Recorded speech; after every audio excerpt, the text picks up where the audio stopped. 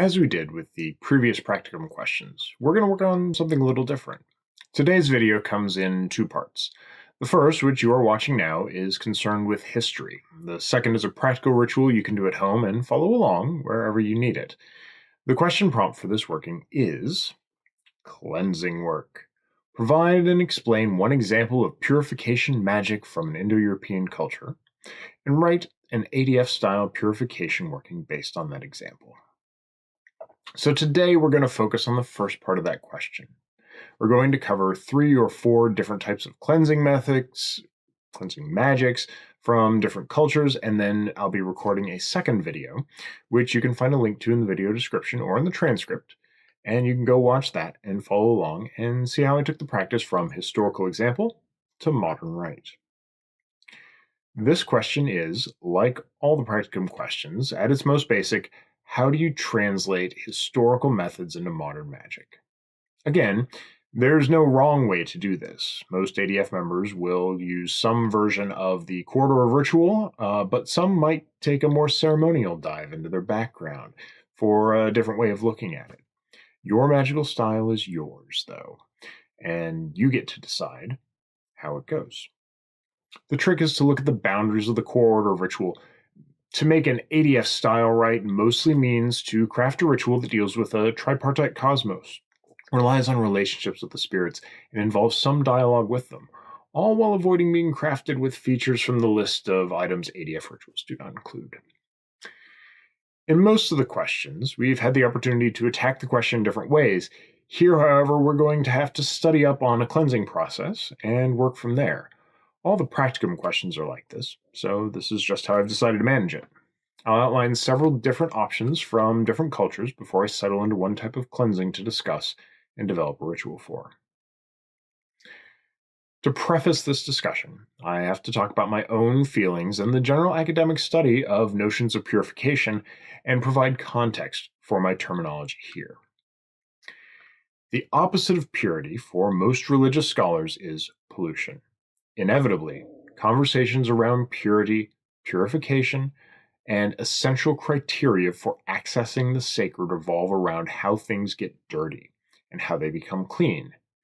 Indeed, the Encyclopedia of Religion pairs these two together strongly, saying, "It is impossible to understand religious pollution and purification as separate phenomena. These two inseparable categories of religious experience are locked into a dynamic complementarity." But there are other problems with purification that echo social and ethical concerns as well. Ideas of essentialism around gender binaries or of racial or national origins are pathways to extremism and exclusion. When there are rigid notions of what is pure, and thus also what is polluted, we all lose. Purification drives conversation in an explicit or implicit way to exclude others. When combined with the dichotomy of sacred and profane, participants can easily understand themselves as starting from a position of pollution and unworthiness. I think this creates deeper issues in our practice. As a result, I have preferred the word cleansing for some time to the word purification. To be clear, a cleansing is a purifying act, but in English, it provides a different context. It is the act of cleaning something that is already worthy, rather than changing something to an acceptable state. A home that needs cleaned is not polluted. It is just something that can be improved with work. Your grandmother's silver is not damaged or beyond use if it is tarnished, but you may enjoy it more if it's polished. A child is not to be abhorred when it becomes dirty, simply bathed in the evening before bed. Cleansing, to me, is an act of setting things into harmony with your consciousness, not crafting an ideal or affixing an essential notion. I find this wording to be more broadly encompassing, welcoming of diversity, and more likely to meet people where they are and encourage them to find paths toward connection instead of discouraging them from participating because they don't know how to meet strict requirements.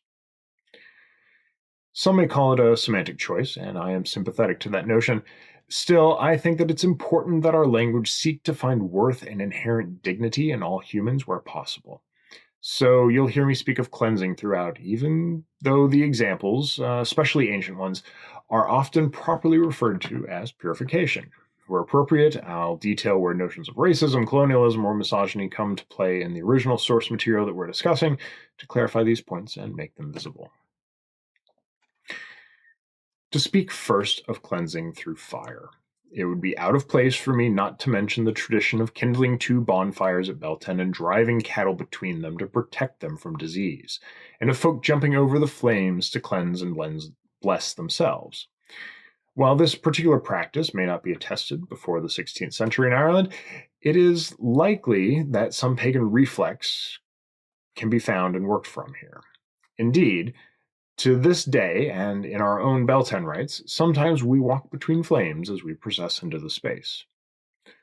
Modern Zoroastrianism cleanses the world through the truth and justice of fire. There's a parallel example of fire leaping as a cleansing there, where 7 small bonfires are lit and kept overnight, and people take turns asking that the leaper receive a ruddy complexion and have God and his 6 archangels take away their sickly pallor. In Rome, purification for transgression against the vows of a Vestal Virgin was available only by burning the offending virgin alive. Equivocating female chastity with purity in this case provides significant problems, of course, particularly in the modern world, so we're not going to be using that as an ancient example to work from today. Around the Ides of May, a Roman festival would take place where they would carry argi, or bundles of rushes resembling people bound hand and foot around the shrines of the city, until they were thrown into the Tiber River at the end of the procession. While the Romans themselves didn't have any good idea why they did it, the disposal of these figures into the water is likely an example of the waters washing away evil or danger. In the Greek magical papyri, there's a spell whose purpose is to restrain anything, even chariots. Here, you do the work of binding someone or something with a lead tablet, and when you're done, you walk away without turning back and speak to no one until you come home. Then, you wash yourself completely from head to toe. The instructions say that you should immerse yourself and then rest and eat a vegetarian diet. In the Carmina Gadelica, which carries forward pagan traditions through a Christian lens, there is a lustration, where the instruction is to bathe your face in the sunlight as Mary bathed Christ in milk, calling on the sweetness and scents to be the result. Sometimes you need to add something to the water, or burn something special to obtain additional cleansing properties. Our tradition in ADF of hallowing the well with silver comes from the Carmina Gadelica, in a section on birth and death, where it says, "The first water in which the child is washed after it is born into the world, the bathing woman puts a gold piece or a coin of silver into the vessel of water in which the child is being washed." Silver has well-known cleansing properties in science, and placing it into the water that the child is bathed in would have some minor antimicrobial properties. In Homer's Odyssey, after Odysseus kills his wife's suitors, he then seeks to disperse the bad air by burning sulfur, cleansing his home of the literal and figurative stench of death. In a Zoroastrian Pajab rite, ablution is first done with dust or urine and then 3 times with water, though these days most Zoroastrians simply use the water. The evil eye can be cleansed through the burning of espand, a dried seed from the caltrip family. The seeds are set onto hot coals in a censer and then passed 7 times over the head of the person being cleansed. Blood is a clear cleanser in the ancient world. Our English word bless comes from the Anglo-Saxon word for blood, and it implies the sprinkling of blood upon that which is to be cleansed. It is, however, also a clear driver of impurity, particularly when it is involuntarily shed. There are examples too numerous to name of menstruation causing unworthiness or uncleanliness that impacts the ability of a person to approach the divine. None of these make sense in a modern context, obviously. But the 2 sides of blood, as a cleansing agent and as an introducer of impurities, must be mentioned in discussions of purification in the ancient world, if only to highlight the misogynistic nature of some notions of purity.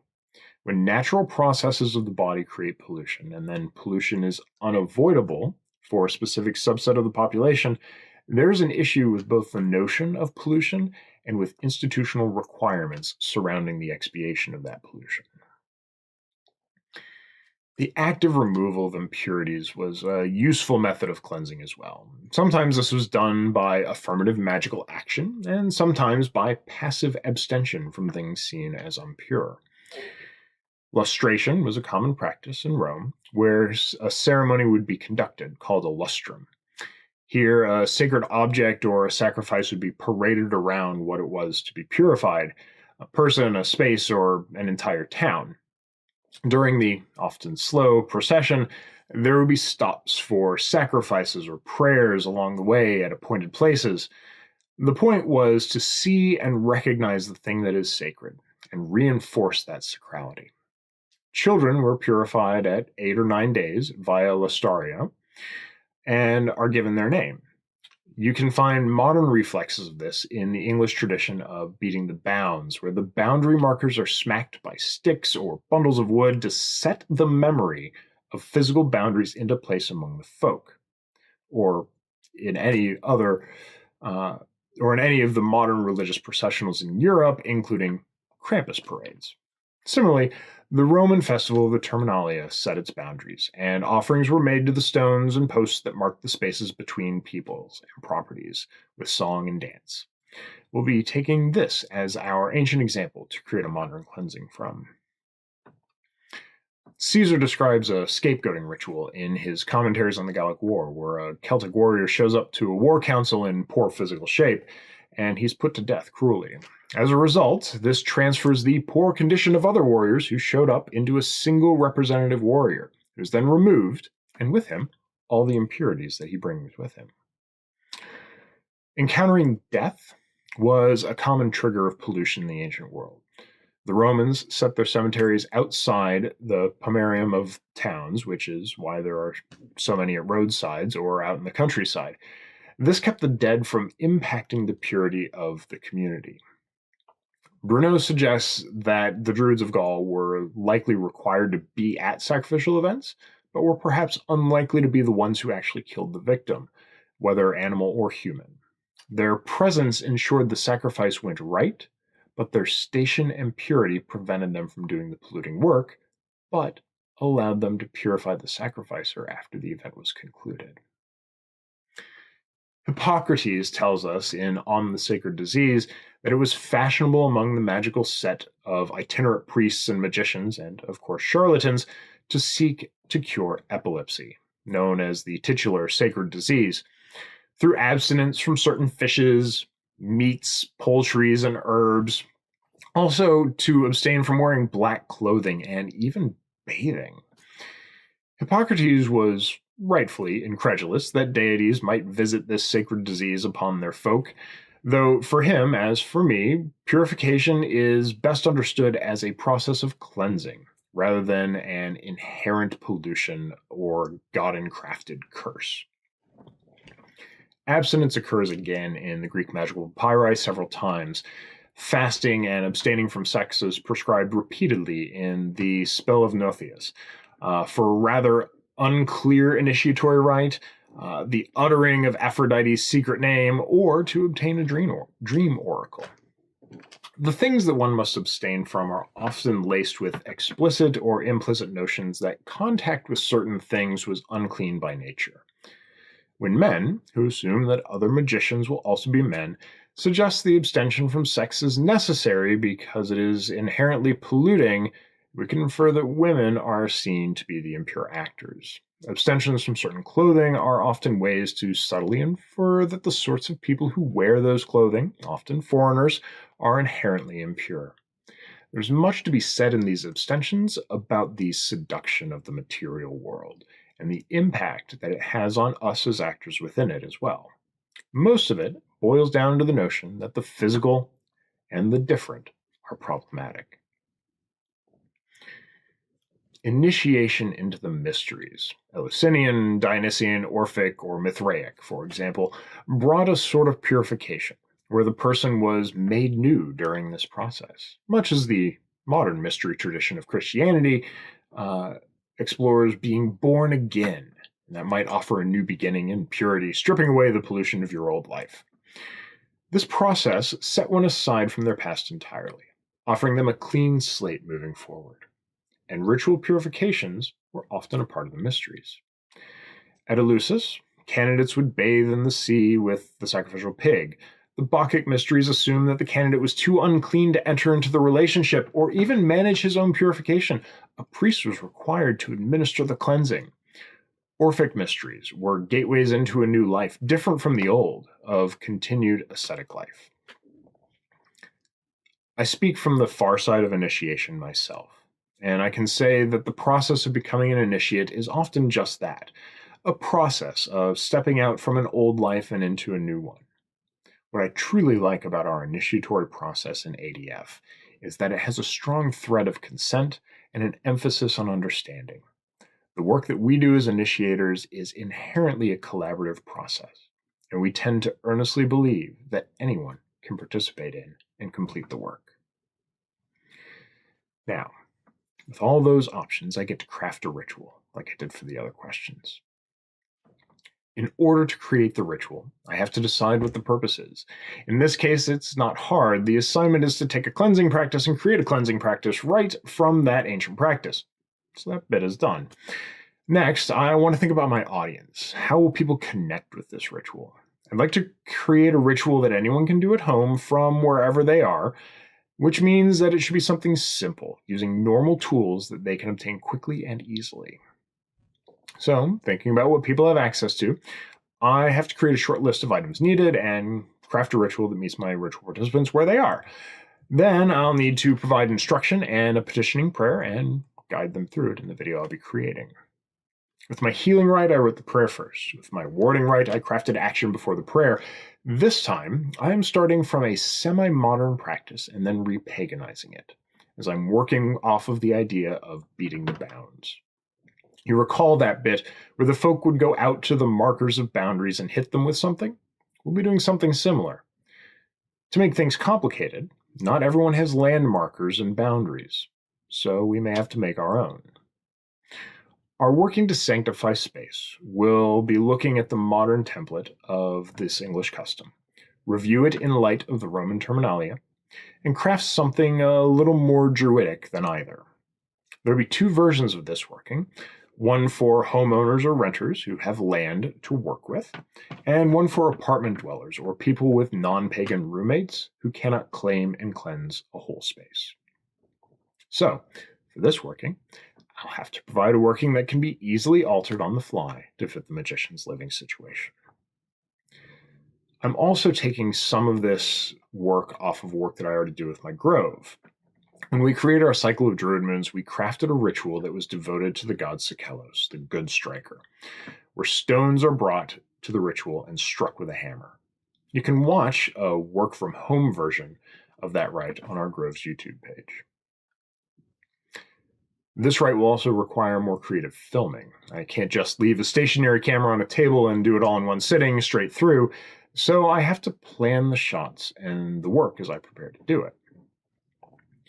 The central work of the beating of the bounds is to find the boundaries, physically go to them, and fix their location into memory through ritual action.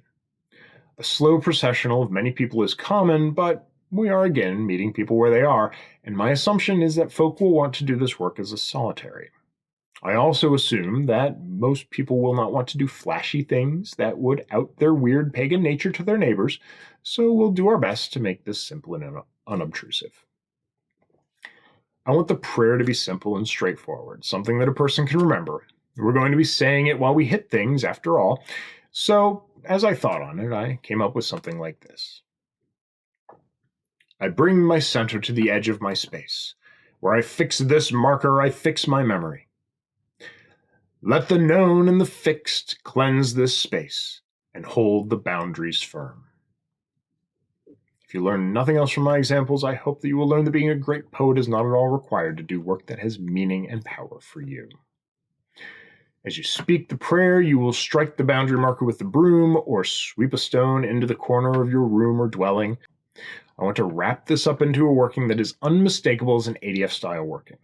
To do this, I'll want to provide some additional structure, because this is a cleansing and I want it to be applicable and useful to the largest number of people possible. I don't think it should be too structured, and it should invite people to lean on their personal relationships with the spirits, rather than try and box them into working with someone they either don't know or aren't comfortable with. So to that end, I'll ask folks to visualize a spirit, known to them or unknown, who can connect with their needs and offer them a path toward cleansing. And then, once the rite is done, we'll offer to the spirit and thank them. So, that's the basics of my ritual, and I hope that you'll find something to inspire you in this work as well. Pop over to the working video and see how it all came together. And of course, maybe cleanse your space while you're at it. Thanks.